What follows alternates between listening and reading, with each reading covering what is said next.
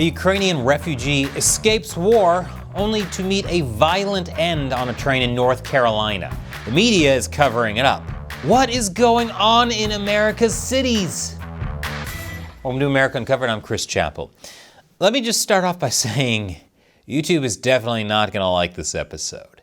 In fact, lots of our episodes get hidden by YouTube's restricted mode. Check it out. Here's our channel unrestricted, and here it is on restricted mode. Notice the difference? Lots of episodes just disappear.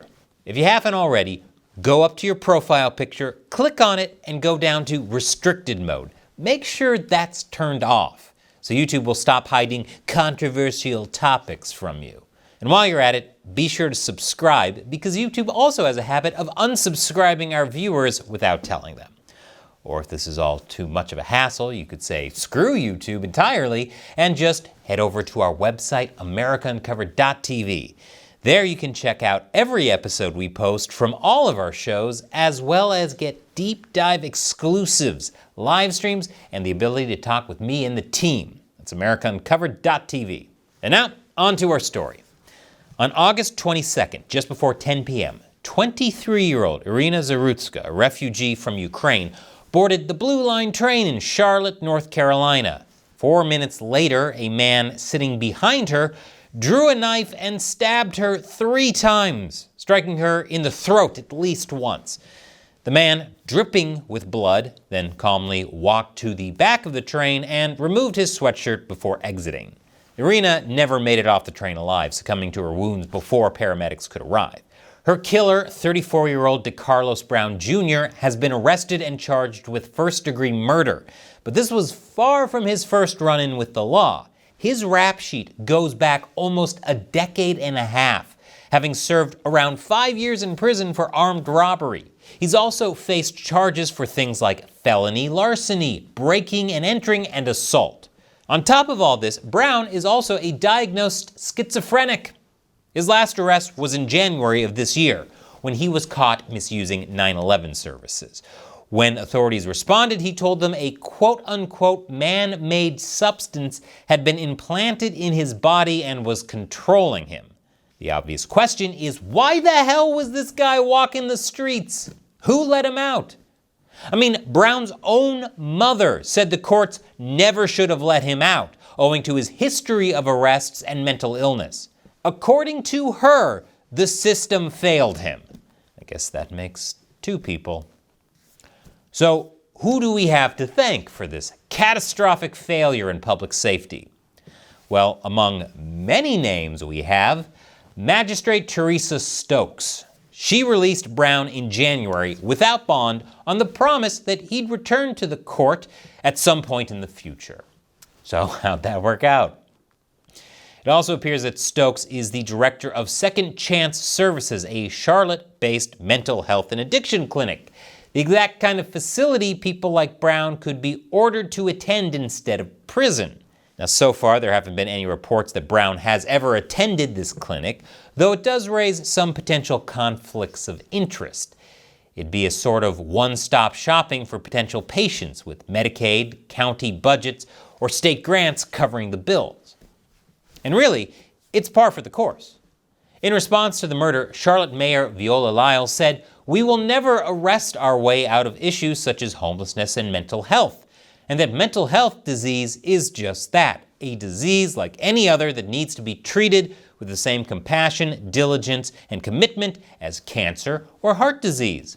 I wonder what she thinks about treating neck wounds. She also thanked the media for effectively covering up the incident, saying, "I want to thank our media partners and community members who have chosen not to repost or share the footage out of respect for Iryna's family."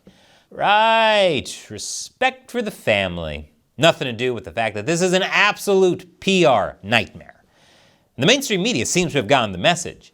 As one X account points out, none of the big left-leaning outlets are really covering the story. Wait, is that true?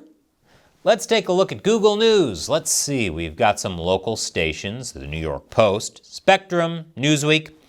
Yep, the big name papers are definitely AWOL. Oh look, CNN now has 1 article on it, 17 days after the stabbing. Oh, and We do have this Axios article about how Trump and the MAGA crowd are on edge about crime and partially blame the media for lack of coverage. The article says, reality check. As Republicans have consistently highlighted crime, Democrats have accurately pointed out that violent crime rates have been decreasing since pre-pandemic highs. Yeah, man, you worry too much. Being violently stabbed to death is just part and parcel of living in a big city. Besides, don't you know that crime is actually down? Heck, it's never been better. Unless you count the period before America's crime rate nearly doubled in 1960 to 1968. Since then, it has never dipped below that number. Why, you'd have to be some kind of malt shop slurping, Chevy Bel Air driving, jitterbugging boomer to imagine America could do any better. But at least one boomer does remember that time. President Donald Trump. And he's in the middle of a national crackdown on crime. First deploying the National Guard to Los Angeles, then Washington, D.C., and soon Chicago. Now, Trump did say he would look into the situation in Charlotte. And there was also a horrible killing recently in Charlotte, where I talked about, and so many others, and we're going to get to the end of it. And, you know, when you have horrible killings, you have to take horrible actions, and the actions that we take are nothing. But what about Democrat claims that this is all just an optics war? That Trump is just singling out Democrats and using the issue as a cudgel to beat his opponents? Many will point out that some of America's most dangerous cities are in red states. Although it's true a lot of crime is occurring in red states, of the top 20 most dangerous cities, 19 of them are blue cities within those red states. And it's not like Trump is ignoring these red states entirely. DHS Secretary Kristi Noem says they are absolutely under consideration for troop deployments regardless of politics. And Louisiana's Republican governor has even invited Trump to assist in cleaning up cities like New Orleans. So when Trump says there's a crime problem in this country, the Republican response is, yes, please help us. Whereas the Democrat response is usually, crime? What crime? From the looks of it, Trump's war on crime is only getting started. And we can only hope that it can keep things like this from ever happening again. But what do you think? Will the crackdown work? What cities do you think need the most attention? Leave your comments below. I do read and respond to as many of them as I can. And since this episode will, in all likelihood, get demonetized, consider supporting America Uncovered at our new website, americauncovered.tv. We can't keep making this show without your help. Once again, I'm Chris Chappell. Thank you for watching America Uncovered.